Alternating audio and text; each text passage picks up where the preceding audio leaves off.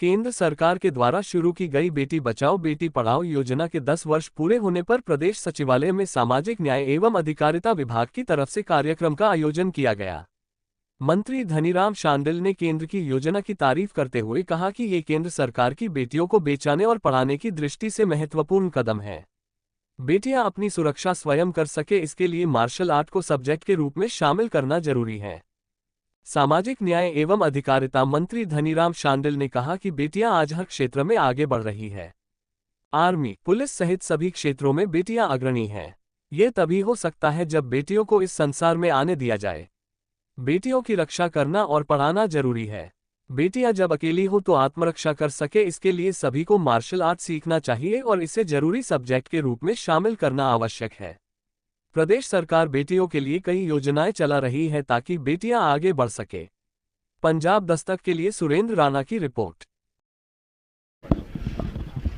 बहुत ही अच्छा अभियान जो बेटी बचाओ बेटी पढ़ाओ हमारी केंद्र सरकार ने आरंभ किया था 10 साल पहले 22 जनवरी 2015 को आई थिंक, और आज 2025 हम उसी दिन इसको मना रहे हैं। ये एक बहुत अच्छी, इसमें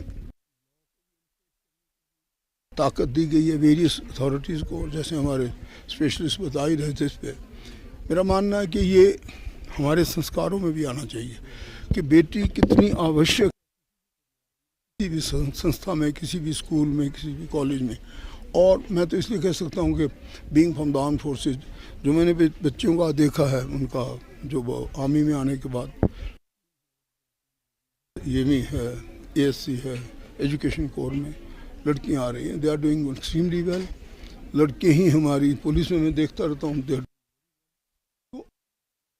प्रोफेशन तभी आएगी जब बच्ची की रक्षा होगी। अगर बच्ची को पहले ही हम आने ही नहीं देंगे दुनिया में, तो किस प्रकार से बढ़ेंगे। यही मैं समझता हूँ इसमें मूल उद्देश्य है कि हम इन्हें बचाएं भी और इन्हें पढ़ाएं भी। और इन्हीं के साथ सच में मैंने एक छोटी सी कविता भी सबको दिया, कम टू यू ऑल्सो, इनको भी दे देना एक कॉपी। वही नारी तेरा जीवन है बलिदान, मेरे टीचर ने लिखी थी ऑलमोस्ट 1955 में, मैंने I was an 8th class student. और उसका यही मतलब पोएम का कि कितनी ज़रूरी है कि भाई नारी का रोल क्या है। हम बोलते भी हैं कि इज़्ज़त नारन से पूजनते रवंते तत् देवता, कि जहाँ नारी का सम्मान होता है वहाँ देवताओं का वास होता है। इसलिए भी हम लोगों को ये इतना जघन्य काम कि हम बच्चे को भ्रूण हत्या में कर लें, उसे दुनिया पे आने ना दें, ऐसा ना करें। और ये केंद्र सरकार की चीज मूल उद्देश्य भी बच्चियों को बचाना है। तो मैं समझता हूँ कि ये आज आपके सामने है, और बच्चियों को अच्छे प्रोफेशन में जाएं, अच्छी शिक्षा।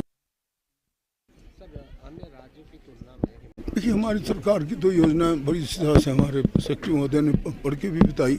और हमारी चुनौतियां जहाँ तक है, ठीक कह रहा हूँ आपने, चुनौतियां यही है कि जब बच्चियाँ अकेली होती हैं तो उनको किस प्रकार से सुरक्षित रहना। तो मैंने तो ये कहा कि हर बच्चे को मार्शल आर्ट ज़रूर सीखना चाहिए, और it should be one of the mandatory subject also.